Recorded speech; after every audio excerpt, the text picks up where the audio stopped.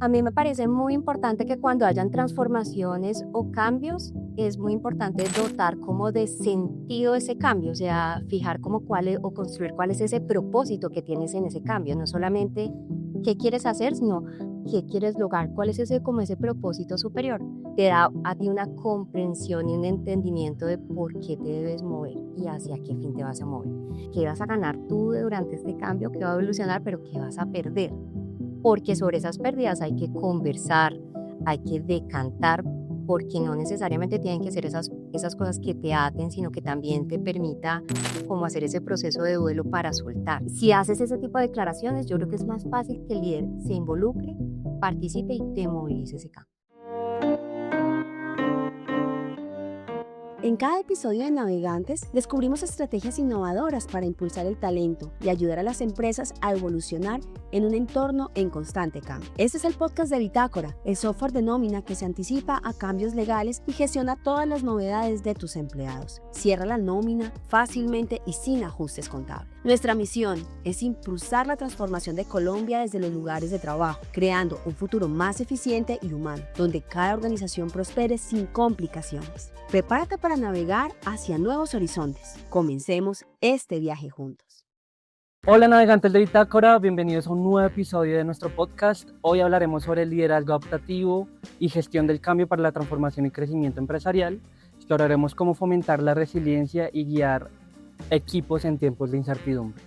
Les traemos una de las voces líderes en estos temas, Yukari Sawaki, gerente de desarrollo humano y organizacional en Grupo Nutresa. Bienvenida Yukari, un gusto tenerte con nosotros. No, muchísimas gracias a ustedes por invitarme y por seguir haciendo este trabajo tan interesante que es difundir los mensajes de gestión humana y como de la importancia de nuestra labor y nuestro rol dentro de las organizaciones. Les cuento que Yukari Sawaki es psicóloga y coach ontológica con experiencia en la creación de culturas organizacionales humanas, conscientes y orientadas al aprendizaje continuo. Actualmente lidera el desarrollo humano y organizacional en Grupo Nutresa, todo un reto, donde se enfoca en impulsar líderes que inspiran a través de empatía y la escucha activa.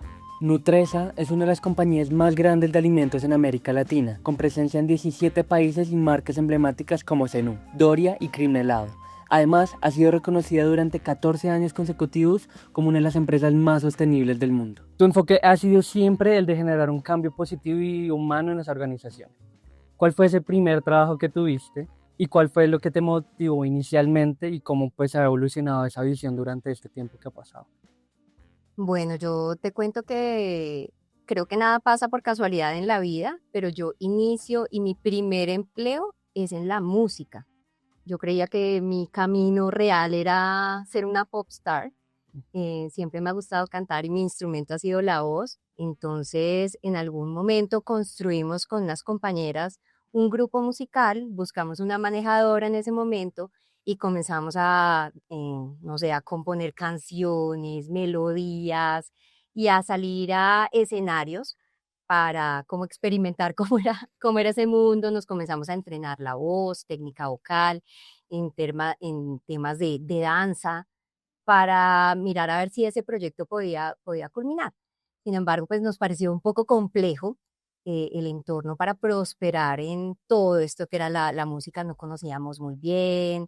Sin embargo, pues hay muchos aprendizajes y me parece bonito recordar que esos fueron mis inicios y también mis sueños de joven, muy finalizando mi carrera profesional, donde también llegó un cuestionamiento grandísimo de verdad voy a ser psicóloga, yo lo que quiero ser es cantante.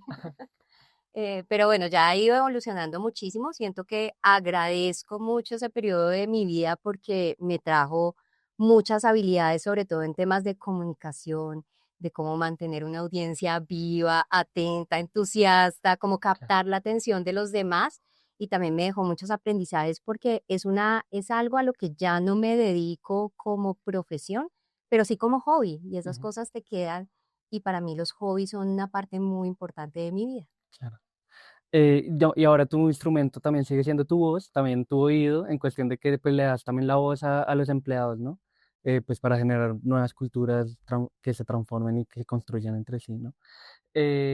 También ligado a eso, como, ¿cuál crees que sea esa mentalidad que te ha ayudado como a escalar durante estos años para trabajar en una empresa como Nutresa?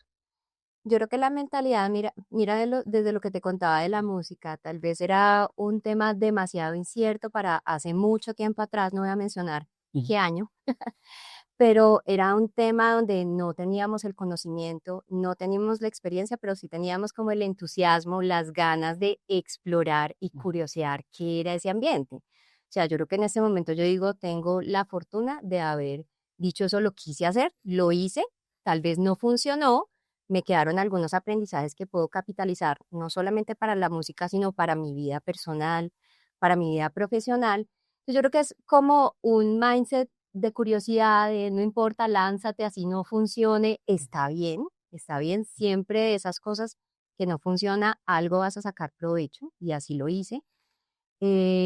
Y yo creo que sí es algo, siempre he creído que el miedo está muy presente en mí, como una emoción que no, pues que la voy gestionando, pero que me impulsa a hacer cosas, que no me paraliza. Y yo digo, hoy por lo menos hice un sueño realidad o lo intenté. No me quedo con esa frustración de no haberlo intentado. Y para tener, bueno, nos mencionabas como estos factores de mentalidad. Para alguien que, por ejemplo, va escalando en una empresa, en un corporativo, en tu experiencia que hayas visto esos líderes o esas personas que pues van transformándose en el camino, ¿cuáles crees que han sido como esos elementos claves que funcionan para ellos seguir creciendo, ¿no? En una empresa como esta? Mira que yo hablo mucho desde mi experiencia profesional porque no es necesariamente lo que le funciona a todos. Sin embargo, para mí algo que valoro mucho como de mi transición y lo que he visto también que funciona en algunas personas cercanas a mí es que hemos transitado, yo comencé, por ejemplo, como coordinadora de un centro de distribución en un NIT del Grupo Nutresa que se llamaba, que se llama Alimentos Cárnicos. Ujú, Entonces, es estar más en contacto con lo operativo, o sea, cómo crecer entendiendo mucho la base, como el principio de toda la operación. ujú, Y desde allí me ha servido mucho moverme, o sea, no quedarme estática en un solo cargo. Entonces, pasé de estar atendiendo la logística de distribución a la logística de abastecimiento, a planeación, pasé por áreas especialistas, por áreas generalistas, atendiendo a los comerciales, atendiendo a la cadena de suministro. Entonces, yo creo que sirve mucho que desde la gestión humana siempre me he estado moviendo por diferentes áreas y yo creo que eso te ayuda mucho a construir y a fortalecer tu visión sistémica y tu conocimiento del negocio y de toda la cadena de valor completa. claro. Ya como dándole dirección al camino de vida de uno profesional, ¿no? Pero enfocándolo como involucramos a los líderes, a estas personas para que realmente lideren ese cambio de forma auténtica y cercana, no solo el del discurso, sino también el de lo que hacen en el día a día. A mí me parece muy importante que cuando hayan transformaciones o cambios, es muy importante dotar como de sentido ese cambio, o sea, Ujú, fijar como cuál es, o construir cuál es ese propósito que tienes en ese cambio, no solamente qué quieres hacer, sino qué quieres lograr, cuál es ese como ese propósito superior. Yo he visto como en mi experiencia profesional que el sentido te conecta mucho para movilizarte, o sea, es de los motivadores intrínsecos más grandes que tiene el ser humano para moverse a la acción. Entonces, yo creo que entender el sentido amplio del cambio, para qué quieres llegar allá y también cuáles son los costos de no hacer ese cambio o las implicaciones de no hacer ese cambio, a veces puede ser muchísimo más doloroso que no hacer esa misma transformación, te da a ti una comprensión y un entendimiento de por qué te debes mover y hacia qué fin te vas a mover. Entonces, yo creo que para involucrarlos hay que dotar de sentido ese cambio, ¿cierto? Estar como muy alineados en qué queremos lograr y estar conscientes de dónde estamos y hacia dónde queremos llegar, porque tú cuando estás visualizando ese punto B al que quieres llegar, también se genera como una tensión creativa y una orientación de desear lograr algo que está allá y que te va a hacer evolucionar. Eh, y yo creo que en el cambio es muy importante como involucrar a las personas, entendiendo muy bien algo que pues desde el liderazgo adaptativo hablan como mucho como esos facciones o grupos de interés. ¿Qué vas a ganar tú durante este cambio? ¿Qué va a evolucionar? Pero ¿qué vas a perder? Porque sobre esas pérdidas hay que conversar, hay que decantar, porque no necesariamente tienen que ser esas cosas que te aten, sino que también te permita como hacer ese proceso de duelo para soltar. Entonces yo te digo que participen, que entiendan el cambio y yo creo que a veces para que ya lo lideren de una forma auténtica, sí es importante contarles no solamente de qué se trata el cambio, sino también que construyamos un rol. ¿Cuál es mi rol acá y cómo puedo yo ayudar a movilizar a la organización hacia donde queremos ir? Porque muchas veces, como el cambio es tan desconocido, ese punto es tan desconocido, a veces no saben cuáles son esos primeros pasos o qué va a suceder en los primeros estadios. Si tú vas preparando un poco al líder, ¿cierto? Y dándole como mensajes de que no tiene que ser perfecto, que estamos esperando no perfección, sino más como una coherencia, hazlo, así te equivoques y no te vamos a censurar por eso. Si haces ese tipo de declaraciones, yo creo que es más fácil que el líder se involucre, participe y te movilice ese cambio. Me gusta mucho el tema de, bueno, sentido para cambiar, el sentido del cambio. Y también la parte de liderazgo auténtico, que también es algo que ya no es como yo me copio del liderazgo que tuvo mi jefe, que lo admiré mucho y fue un buen jefe, y me copio de su liderazgo, sino yo no puedo usar ese liderazgo de esa otra persona que, a pesar de que me guste y eso, no soy yo. Tengo que buscar mi propio tipo de liderazgo auténtico para poder hacer este tipo de trabajo, ¿no? En medio de tanta transformación, la cultura pues se vuelve aún más importante, ¿no? ¿Cómo lograr que el aprendizaje continuo se integre naturalmente en la cultura organizacional sin que se sienta como una carga para los empleados? A mí me parece, pues me gustaría como decirte que yo creo que muchas organizaciones confunden qué es el aprendizaje continuo Ujú. y lo asocian más como a un programa de formación o a una capacitación. Esto lo digo es porque yo creo que uno tiene que aprender dentro de la organización a visualizar el aprendizaje continuo como un modo de estar en la organización. Ujú. Y es un modo de estar en el que cualquier momento o cualquier cosa dentro de ella puede representar para ti un punto de crecimiento. Cuando digo eso es que tú puedes aprender en una reunión, tú puedes aprender en un espacio de feedback, si haces parte de un proyecto, puedes aprender de ese proyecto, o sea, todo alrededor de la organización y sus espacios, sus habilitadores, se vuelve un punto de desarrollo. Cuando tú ya dejas de ver que es un momento, sino que es una capacidad y un proceso, ya comienzas a ver que las culturas comienzan a aprender. Entonces, una cultura que aprende no es porque yo te mando a ti a una formación o te digo que aprendas, sino es una cultura donde de verdad y genuinamente se permite pensar, sentir, equivocarse, contradecir al líder, donde hay ese permiso explícito y tácito. Y a veces puede decir, pues, obvio, sí, pero yo, digamos que en la experiencia visualizo muchas organizaciones donde todavía nos cuesta mucho llevarle la contraria al líder o cuestionar los supuestos. Entonces, si tú generas esa confianza en los equipos de trabajo de decir lo que tengan que decir, Ujú. yo creo que ahí todo se va dando de manera natural. El líder tiene un rol sí muy importante y entreguémosle ese rol al líder. Tú tienes ese rol de desarrollarte a ti mismo, pero también desarrollar a tu equipo de trabajo todo el tiempo. Ese líder que está enseñando, que está guiando, que está mentoreando, que está mostrando posibilidades, pero que también se deja permear, Ujú. que también aprende de los otros. Y ya yo creo que se sostiene una cultura de aprendizaje cuando tú también instauras algunas prácticas que van ayudando a eso, ¿cierto? Entonces, eh, que los espacios de feedback sean constantes, que puedas proponer sesiones de ideación, que hayan hackatones, que hayan como escenarios donde se permita que se aprenda todo el tiempo. Y hay algo que a mí me parece como importante dentro de algunas organizaciones, sobre todo aquellas que somos como más tradicionales, y es balancear muy bien la mentalidad del experto con la mentalidad del aprendiz. Ujú.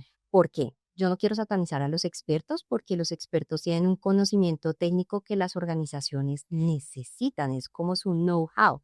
Ujú. Pero también esos expertos también deben estar abiertos para que cualquier otra persona, así no tenga experiencia, pueda cuestionar sus, sus premisas, su mindset. Claro. Y yo te digo, de acá creo que de quienes más he aprendido son de esos practicantes que no tienen experiencia, de los aprendices del SENA que vienen como desprevenidos a hacer una pregunta, a decir, ¿por qué ustedes no hacen esto? Y uno nunca se lo había preguntado. Entonces, yo creo que ahí son los puntos donde uno tiene que identificar dónde puede aprender y estar abierto y despojarse del ego de experto Ujú. para poder estar dispuesto a aprender todo el tiempo. Sí. Hay un elemento que me parece asombroso para las empresas que lo han aprendido a tener y es el de seguridad psicológica en una empresa, ¿no? Sí, Me gusta mucho porque es lo que permite que realmente el talento crezca y que se cuestione a sí mismo, ¿no? Que el jefe sea también capaz de tener ese, o el líder tenga esa capacidad de escuchar y de dejar que la gente pues diga lo que claro. siente, lo que se podría hacer diferente, ¿no? Y hacer también del lado de uno, hacer las preguntas correctas, inclusive para el mismo líder, ¿no? Como para que sea una construcción no solamente como tan vertical, sino que realmente haya como estos tipos de elementos horizontales que ayuden a construir en equipo, ¿no? Y a mí, de lo que tú estás mencionando, me parece importante, es como eso que hablas de seguridad psicológica, ahorita se habla mucho que es un concepto de Amy Edmondson en su libro de Organizaciones sin Miedo, que de hecho, no sé si lo han escuchado del proyecto Aristóteles, que fue Google, o sea, haciendo de verdad uso de su capacidad de analítica, de que la seguridad psicológica, o sea, esos ambientes de confianza, están estrechamente relacionados con los equipos de alto desempeño. Eso es lo que diferencia a un equipo de alto desempeño. Entonces, Claro, dice, tiene todo el sentido que lo sigamos hablando, que lo sigamos promoviendo dentro de las organizaciones. totalmente. Ya pues hablando de cultura, muchas organizaciones quieren ser más humanas, pero también sostenibles. ¿Qué prácticas concretas nos acercan a construir esas culturas más conscientes y resilientes? Yo creo que las organizaciones pueden evolucionar sus paradigmas, pues que somos organización, pero también las movemos los seres humanos. Ujú, Las organizaciones evolucionan en la medida que el nivel de conciencia de sus líderes evoluciona.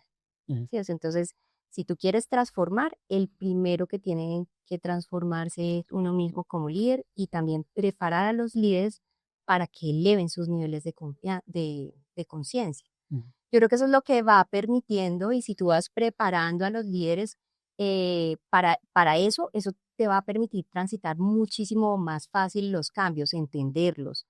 Em, ¿Por qué? Porque en las organizaciones yo veo mucho que se dedica mucho esfuerzo y mucha energía y muchos recursos a lo que en liderazgo adaptativo llamamos los desafíos técnicos, Ujú. ¿cierto? Por ejemplo, si se va a incorporar una nueva tecnología, entonces, ¿qué tecnología? ¿Cómo vamos a parametrizar la configuración de los equipos? Pero yo creo que realmente donde he encontrado yo la mayor complejidad y el mayor desafío es en los adaptativos, que tiene que ver con los temas psicológicos, emocionales y culturales. Esos son los que más traba ponen a las organizaciones, no necesariamente los técnicos. Entonces yo creo que ese nivel de conciencia cuando tú vas viendo que no es solamente lo organizacional, sino también lo humano y que toca ir entrelazando esas estrategias, es lo que te va haciendo que todas tus tácticas sean muchísima más abarcadoras, más completas y vayan moviendo las diferentes variables como sin dejar una atrás. Porque también veo muchas organizaciones que se dedican a hacer transformaciones desde lo técnico y se generan como unos impactos muy negativos de cara a la gente que trascienden pues a su salud mental, a su salud física, a sus familias y pues si se puede mitigar este tipo de impactos negativos, ¿por qué no hacerlo? Claro. Hay impactos negativos, pues es un momento también en estos cambios y transformaciones culturales, también hay como mucha tensión, ¿no? También incertidumbre, qué es lo que vaya a pasar, ese clima laboral cambia.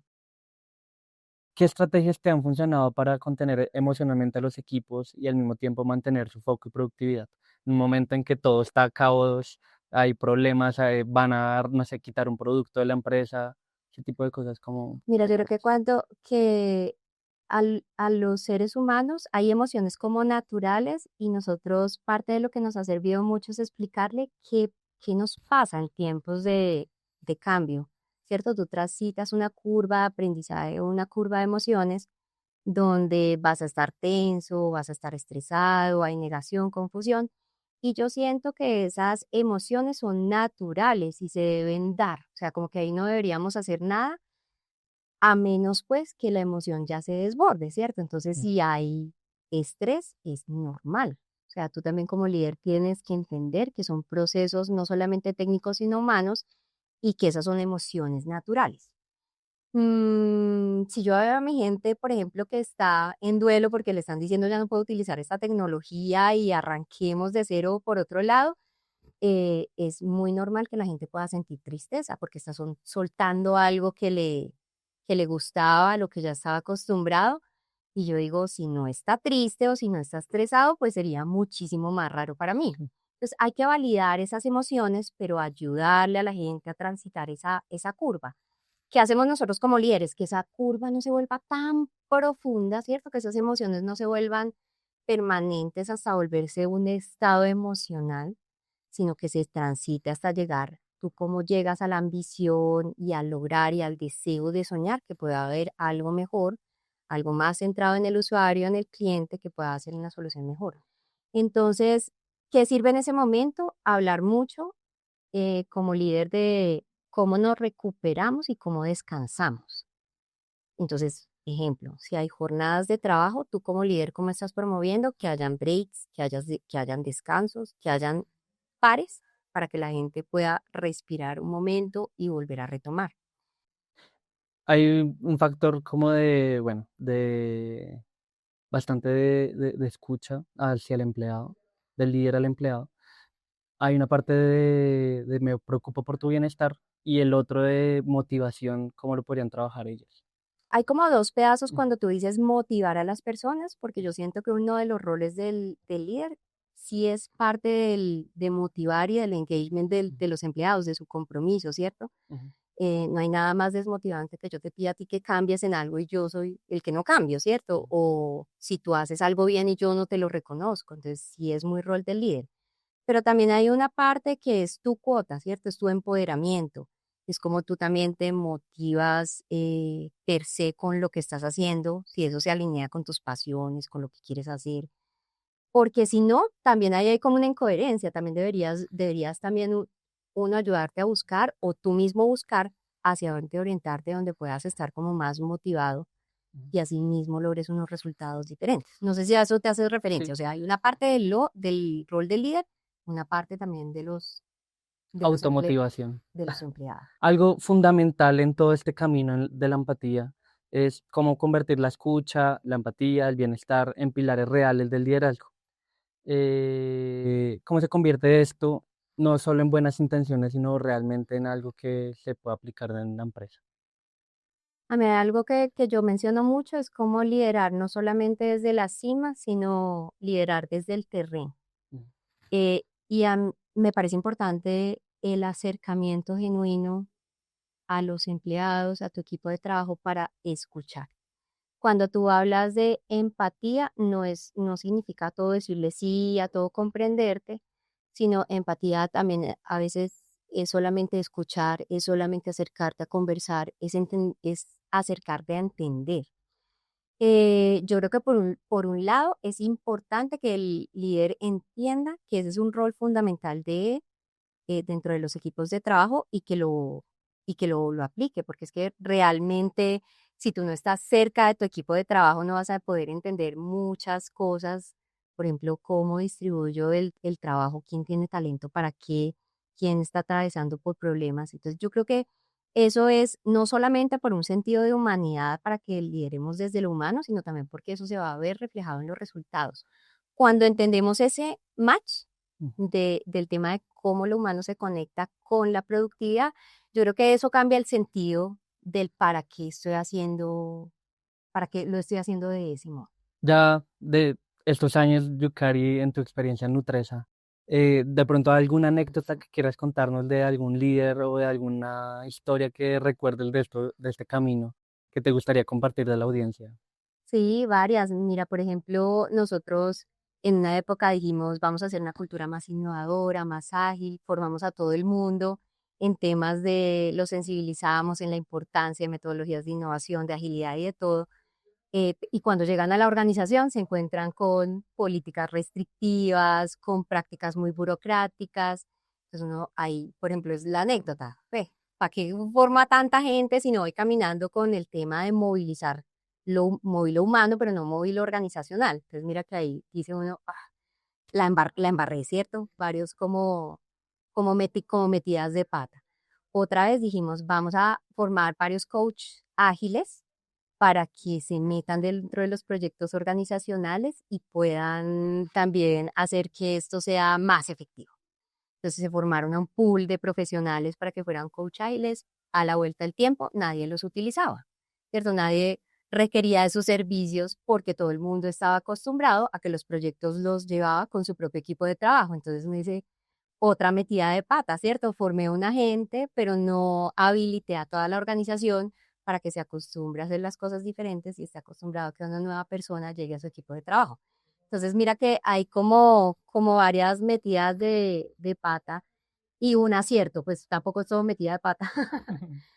Cuando quisimos también hacer una organización como más orientada al mercado y más flexible, dinámica, más empática hacia el mercado, que nosotros nos debemos al mercado que es nuestro real jefe, hicimos varios cambios en la estructura organizacional y uno fue incorporar investigación y desarrollo, o sea, ya teníamos nuestros doctores, pues los científicos que hacían sus pruebas laboratorio y que pertenecían a a las operaciones industriales, los metimos al área comercial.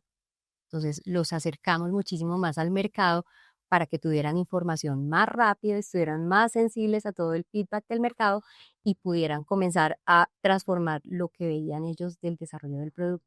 Entonces, eso también Claro. son como temas que uno va moviendo, no solamente de procesos, de formación, de estructura, que van dando o resultados o no van dando resultados. Ahí lo más importante, yo creo que de las anécdotas es permitirse experimentar o fallar y unas veces aceptar e ir aprendiendo de todo lo que pasa. Me gusta mucho porque también se ve como en gestión del talento humano, como también hay una parte de laboratorio de experimentación. Es súper importante, no solamente para todos los equipos, sino pues principalmente porque también son habilitadores de oportunidades, ¿no? Como el que mencionabas ahorita. O otras cosas que suceden como la de una empresa puede ser contradictoria en estos temas de transformación. Primero, como decías, en la parte persona y por el otro lado de ya lo operativo de la empresa o ya cómo se gestiona.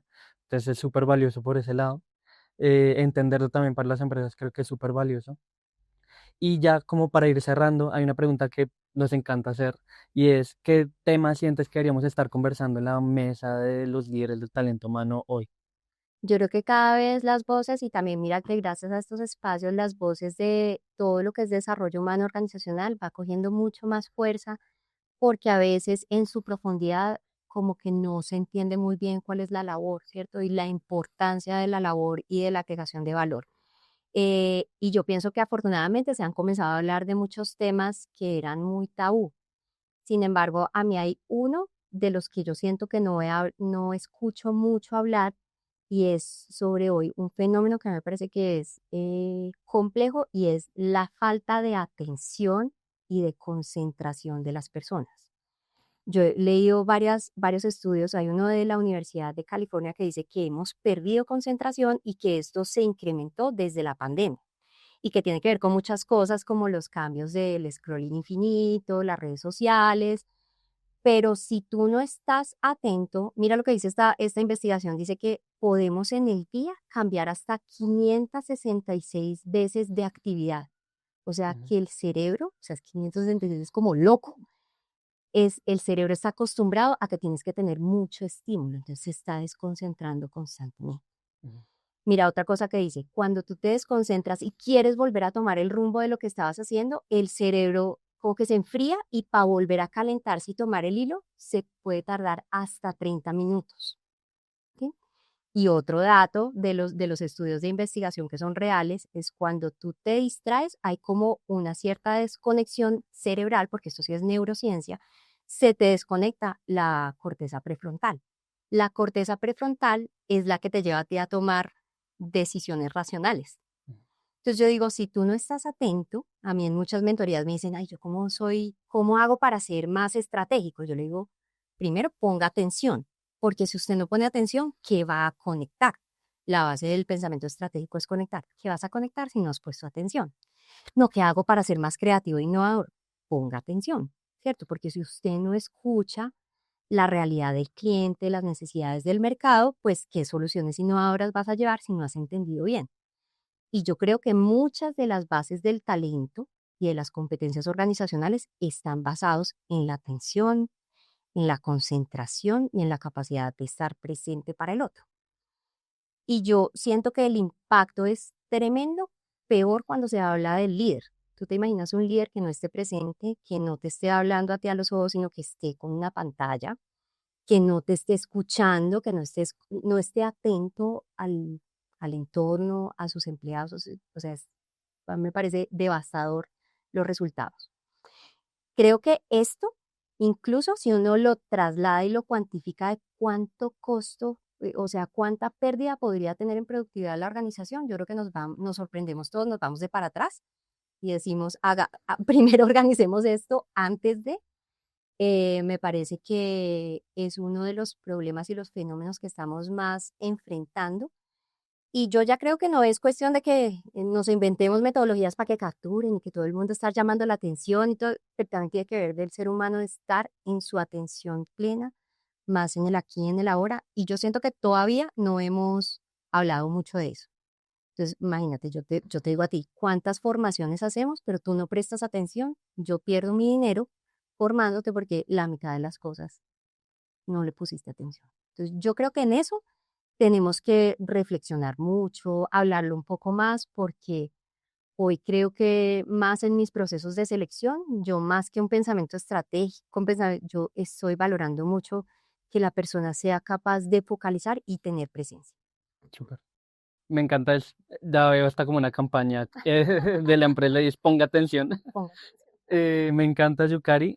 Muchas gracias por esta conversación. Nos llevamos un montón de conocimiento también de todo lo que hablamos de liderazgo, de transformación, de conocimiento, pues, también para el líder se lleva un montón de accionables, inclusive para mí. Y pues gracias por inspirar a otros líderes del talento humano y también a tejer este conocimiento de qué es lo que estamos haciendo en las empresas, ¿no? Cómo podemos tomar nuevas iniciativas para, por ejemplo, en este caso de productividad, de hacer más empáticos, pero también más productivos, ¿no? Eso sería todo. Un verdadero placer tenerte, así que Muchas gracias a ustedes. Y pues yo espero que estos mensajes por lo menos lleven a la gente a reflexionar, pero lo más importante es que no se quede en teoría, que algo de esto por lo menos la gente se motive a tomar acción, porque si hay solamente reflexión y no hay acción, no sucede el aprendizaje. reflexión y acción. Muchas gracias, Yukari. A nuestros oyentes, muchas gracias por acompañarnos en este episodio. Recuerden seguirnos y calificar nuestro programa en Spotify, en YouTube, y también recuerden que va a salir un nuevo episodio todos los martes con un líder de talento humano que nos va a enseñar un montón de cosas. Hola, mi nombre es Yukari Sawaki. Actualmente soy gerente de desarrollo humano y organizacional del negocio cárnico de Grupo Nutres. Los invito a escuchar Navegantes, un podcast de Bitácora. Si te gustó este episodio, recuerda seguirnos para no perderte ningún contenido. Visita nuestra página web en bitácora.co para conocer más sobre cómo podemos ayudarte a optimizar la gestión de tu nómina y agenda tu demo gratis de 15 días. Empieza a transformar tu empresa hoy mismo. Te esperamos.